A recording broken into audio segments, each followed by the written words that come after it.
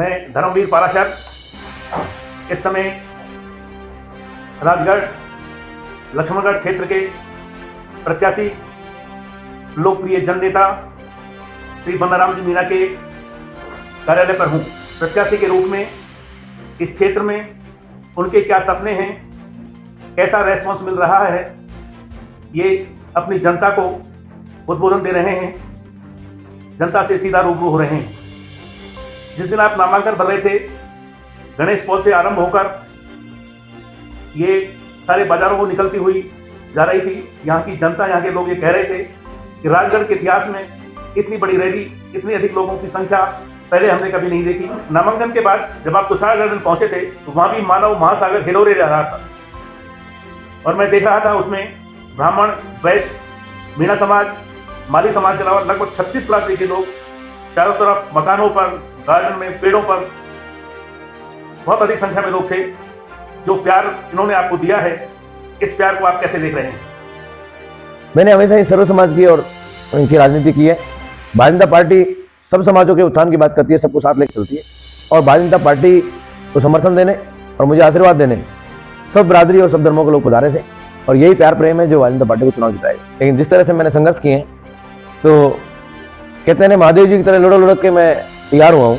खूब चोट खाई है मैंने और आज मुझे कष्ट जब आते हैं तो मुझे कोई दिक्कत नहीं होती, ना मुझे हारने की चिंता ना जीतने की चिंता। मैं लगातार अपने पथ पे आगे चलता रहता हूँ और ये सब इन मजदूर परिवार से उठकर मैंने सरकारी सेवा में 15 साल नौकरी करी, उसके बाद VRS लिया, उसके बाद निश्चित रूप से मैंने व्यवसाय भी किया। माँ लक्ष्मी की खूब कृपा मेरे पास व्यवसाय के माध्यम से रही।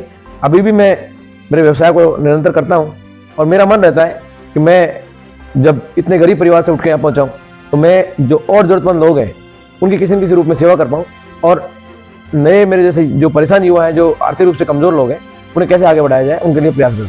पूरे प्रदेशवासियों को, पूरे विधानसभा क्षेत्र के जनता जनार्दन को दिवाली, गोवर्धन और भैया दूज की शुभकामनाएं देना चाहता हूँ।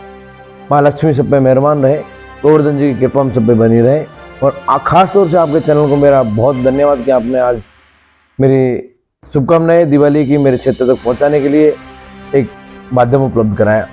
बहुत ही बड़े नेता हैं और सर समाज और 26 बिरादरी को साथ की लड़ाई लड़ने वाले मेरे आदर्श डॉक्टर करोड़लाल मीणा जी हैं, जिन्होंने मुझे राजनीति में लेके आए और आज आशीर्वाद दिलाया और भारतीय जनता पार्टी का सिंबल दिलाया। समर्थक और कार्यकर्ता होते हैं, जनता जनार्दन होती है, वो निश्चित रूप से माँ बाप की तरह होती है। वो अपना वोट हमें देती है, अपना विश्वास हमें देती है और उनकी ताकत से हम लोग जो भी पद प्राप्त होते हैं उनकी ताकत से प्राप्त होते हैं, उनकी सेवा के लिए होते हैं। तो मैं हमेशा यही ध्यान में रखता हूँ कि जिन्होंने मुझे भरोसा दिया है उसमें मैं कैसे कायम रहूँगा और उनके भरोसे को मैं टूटने नहीं दूंगा। उनके और हमारे जो भरोसा है वो और मजबूत हो, इसके लिए मैं दिन रात मेहनत करता हूँ। मतदाता मेरे प्राण है, मेरा जीवन है और मतदाता ही माई बाप है राजनीति में जो जिंदा रखे हुए हैं आज तक। मतदाता के बारे में मैं दिन रात चिंतित रहता हूँ। उनकी सेवा करने का संकल्प मैंने ले रखा है, उसको पूरा करूँगा। मजदूर और जो हमारे श्यामा प्रसाद मुखर्जी और पंडित दीनदयाल उपाध्याय जी का जो सपना है कि जो अंतिम छोर का जो व्यक्ति है उसको कैसे समाज में आगे लाया जाए, कैसे उन्हें समाज में समानता का दर्जा दिलाया जाए, उनकी लड़ाई लड़ने के लिए राजनीति में आया हूँ और निश्चित रूप से उनको समानता का दर्जा दिलाने के पूरे प्रयास करें। वो कश्मीर हमारा है, ये हमारी भारतीय जनता पार्टी का नारा था, लोगों के जहन में उतर नहीं रहा था।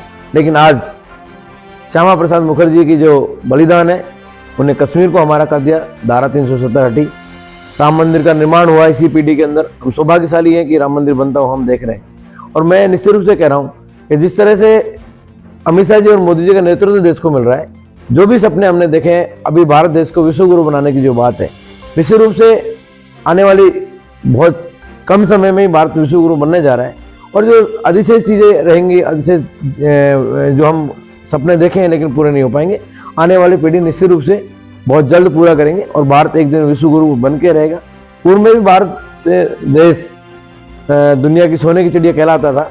जिस तरह से हमारे देश का शोषण हुआ, बाहरी आकांक्षाओं ने आक्रमण किए और देश को निश्चित रूप से सम्मान कम हुआ, धीरे धीरे अमित शाह जी और मोदी जी के नेतृत्व में आज पूरा विश्व हमारे देश की तरफ देख रहा है कि मोदी जी क्या निर्णय लेते हैं, दुनिया उनके निर्णय मानती है।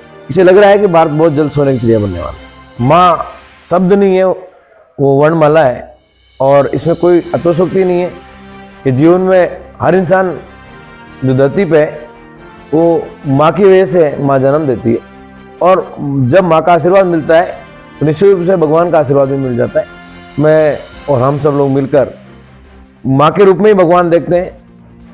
जो माँ की सेवा करता है भगवान निश्चित रूप से उन्हें आगे बढ़ाता है, और जो माँ का और बाप का अपमान कर देता है उनका कभी भगवान साथ नहीं देता।